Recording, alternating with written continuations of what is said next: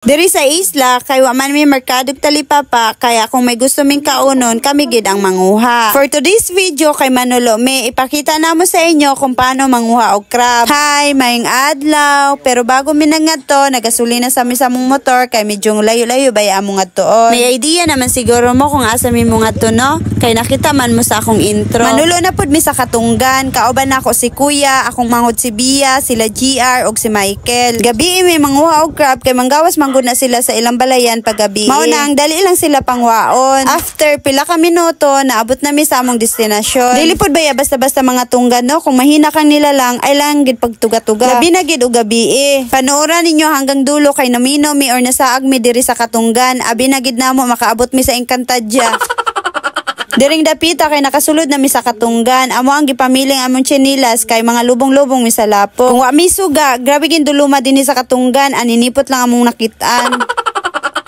Pero kaming tanan may kanya-kanya midang suga. Kami pud ni Bia ang among da solar. Syarog di may kakita na solar na gid among gida. Nya dinhi pong dapita kay nakakita na si Jero crab. Ang tawag pud nani dinhi sa moa kay suga-suga. Kung sa Tagalog pa ilaw-ilaw. Mao ni siyang crab sa Katunggan or ang tawag nani diri sa moa suga-suga. Unya dinhi po sa pikas nakakuha na pud si Kuya. Kanya-kanya gid ni sila pwesto kay aron dali lang pud mi makadamo. Dali lang gid ay makadamo pag gabi mo nga ri kay manggawasay manggid sila sa ilang balay. Maliban pud sa crab nakakuha pud mig tuway. Ambot pud kung unsang tawag aning tuway sa English. Comment daw mo bi kung unsang tawag ani sa inyong lugar. Diri pong dapita kay nakakuha ko sa akong primerong kuha. Dili gid ta malugi no kay nakakita tag tuway. Sa tinuod lang gid no kahadlok kung manulog Katunggan, mao gid na akong primerong nganhig Katunggan sa gabi. Paminaw na ako di na gid ni mautruhan. Pero di man gid ta mabalaka kay kauban man ako si Kuya og si GR og si Michael. Kay swito man na dinhi sila sa Katunggan. Ang ato lang kalaban ani kay ang pagsaka-saka sa wakatan og paglubong-lubong sa lapukan. Kaysa mga inanang bagaya, dira man takapuyo. Basta ang pamaol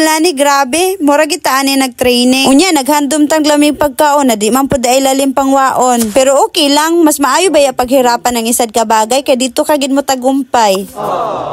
Di kita magreklamo kung mahal ang seafoods kay di man po dahil sila lalim pangwaon. Diri pong dapita kay nakakita na si Michael og suga-suga. Gitawagig ko niya, sil, nakakita ko light. Abi po na akong isang light, abi na akong nakaabot na siya sa Encantadja. Bitaw no, ingon man gid sa among lulog, mamino ka dinhi sa Katunggan, may posibilidad na digig ka kauli. Pero naa siya isad ka paraan. Kailangan lang nimo mangita og pinakataas na puno tapos masaka ka ngadto aron makita nimo kung asa ka nadapit. Mao gid to ang pinaka last choice og masaag ka nganhi sa Katunggan. Mao pud nang giingon ni Kuya sa kuha. So kamo may idea na pud mo og mga saag mo bisag asang lugar sa Katunggan ba na or sa gubat. Pero diring dapita kay nagpahuway sa amin ni Bia. Kitaw ninyo ang nawong namo kay hagaldo nagig kaayo. Pero sige lang, laban lang. Pati suga-suga kay laban pod kahunan niya kung di siya makuha. Pero diring dapita kay damo-damo naman mi kuha mo nang nagdesisyon namin na pauli na kunuhay. Pero kay naa pa man mi maagyan ng mga suga-suga amo pod nang daraon. Mayo gid ay manguha og suga-suga paggabi kay damo gid kaayo manggawas.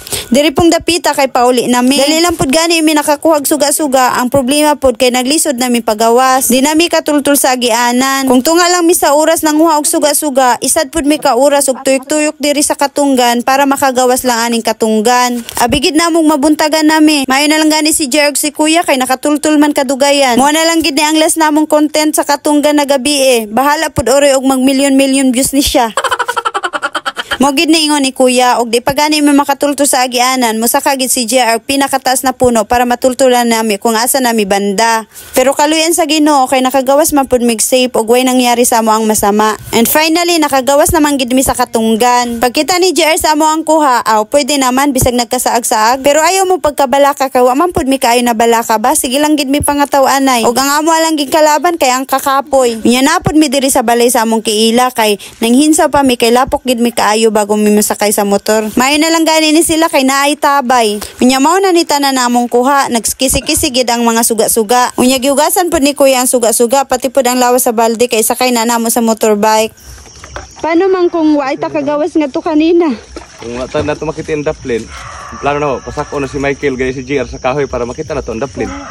Isag asa ka nalasang, kita mga to ka na sa pinakataas para makita nimo ang mga paligid mo kung asa ka na banda. Diba?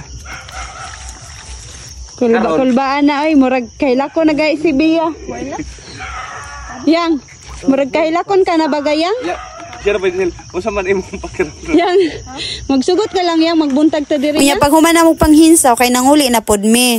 Habang sa among pagbiyahe kay gisabayan gid mi sa kahayag sa buwan. Kanindot lang kitaon. Unya dinay na lang pod kutob ay mapagkabala ka kay nakauli man mig save. Naka-edit pa gani ako sa akong video mao lang to. See you in my next vlog. Amping.